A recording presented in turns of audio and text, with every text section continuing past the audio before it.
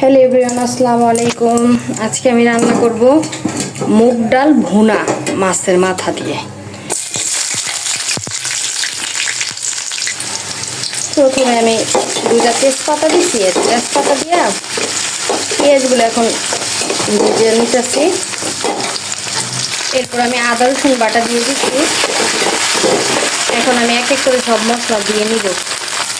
ধনিয়া, হলুদ, মরিচ, জিরা সব কিছু দিয়ে নিচ্ছি, লবণ,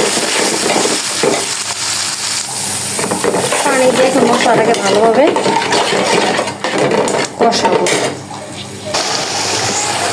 এই যে আমার মশলাটা কষানো হয়ে গেছে, এখন আমি দিয়ে দেবো হচ্ছে গিয়ে পাঙ্গাস মাছের মাথা আর কি।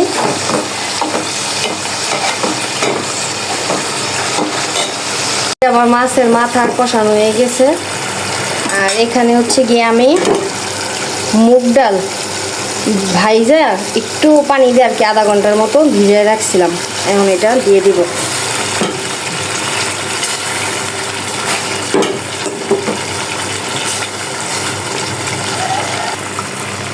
আর সাথে দিব 2-3টা কাঁচামরিচ দিয়ে এখন ভালো করে ডালটাকে কষাবো।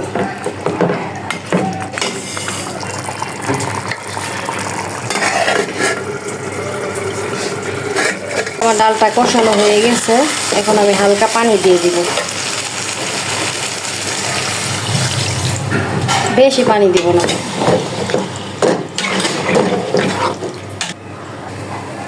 এই যে আমার মুগ ডাল দিয়ে মাছের মাথা ভুনা হয়ে গেছে, এখন আমি ধনিয়া পাতা দিয়ে নামাই নিব।